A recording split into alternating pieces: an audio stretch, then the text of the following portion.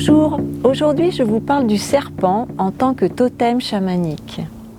Serpent est le totem de toutes les personnes qui sont nées entre le 23 octobre et le 22 novembre, la période dite des gelées, et ce signe totémique, le serpent, correspond au signe zodiacal du Scorpion. Il appartient au clan de l'eau, serpent, et sa polarité est yin. Le totem végétal, le chardon, le totem minéral, l'améthyste. Serpent représente la transformation intérieure, la transmutation, la créativité, l'énergie vitale, la puissance transformatrice de la vie et la fécondité. Serpent sait glisser et laisser délaisser, se délester du passé.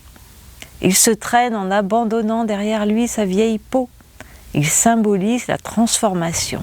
Il va de l'avant.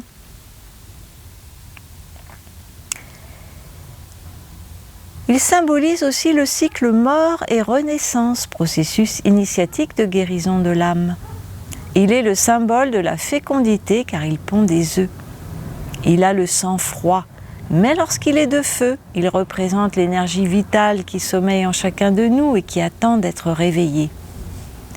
Il y a quelque chose d'envoûtant et de mystérieux chez le serpent. Les charmeurs de serpents arrivent à faire s'élever cet animal pourtant indomptable et sourd comme un pot en jouant de la flûte. C'est que le serpent est ultra sensible aux vibrations. C'est tout en sensibilité donc que serpent initie à la montée de Kundalini, cette vague d'énergie qui s'élève en ondulant tel le serpent, de la racine jusqu'au sommet du corps, en passant par chaque petit trou énergétique que sont nos chakras, sans cesse en mouvement comme les ailes d'un moulin par jour de grand vent. En remontant ainsi, cette puissante énergie guérit tout sur son passage. Serpent incarne d'ailleurs la guérison. Le caducée orné de 2 serpents n'est-il pas l'un des objets de pouvoir du dieu Hermès, le dieu de la magie? Ce bâton de messager, appelé caducée, possède de grands et nombreux pouvoirs, notamment celui d'agir sur le sommeil ou le réveil après la mort et de soigner les morsures de serpents.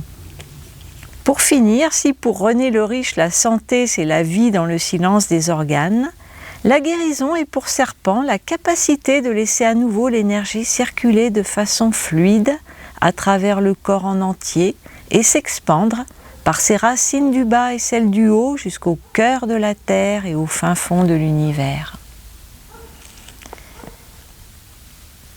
Les personnes qui ont ce totem ont une sensibilité toute particulière qui ne se manifeste pas dans l'extériorisation, mais qu'elles mettent au service d'une grande créativité. Elles peuvent être séductrices, mais tout en finesse. Si elles sont parfois perçues comme froides, c'est parce qu'elles sont craintives et ouvrent leur cœur immense à ceux qui ont su d'abord les rassurer et les apprivoiser. Une fois que c'est fait, c'est pour toujours. Mais inutile de leur raconter des sornettes, elles réagissent à notre vibration, à ce que nous émettons, à la vérité qui émane et remonte du plus profond de nous-mêmes et que nous ne pouvons contrôler. Elles peuvent avoir du mal à se sentir adaptées dans ce monde et les liens affectifs sont très importants pour elles. Que l'amour soit là et elles prendront confiance en elles, qu'ils viennent à manquer et elles perdront leur fertilité artistique et créatrice. Les natifs du serpent n'ont a priori que peu de préjugés. Ils sont ouverts à tout, car ils savent que l'extérieur est de toute façon le reflet de l'intérieur et qu'ils créent leur réalité à partir de leur état d'esprit. Ils sont lucides aussi bien vis-à-vis des autres que d'eux-mêmes, mais leur sens de l'humilité, en connexion directe avec l'humus à la surface de la terre, peut devenir excessif et maladif. Ils auront alors tendance à se sous-estimer, voire à se rabaisser plus bas que terre par manque de confiance. Ils se replieront donc facilement sur eux-mêmes, se lovant en rond en attendant que ça passe, s'ils ne se sentent pas dans de bonnes dispositions intérieures. En revanche, cette immobilité ne durera pas très longtemps, car une force supérieure les pousse à sortir régulièrement de leur zone de confort.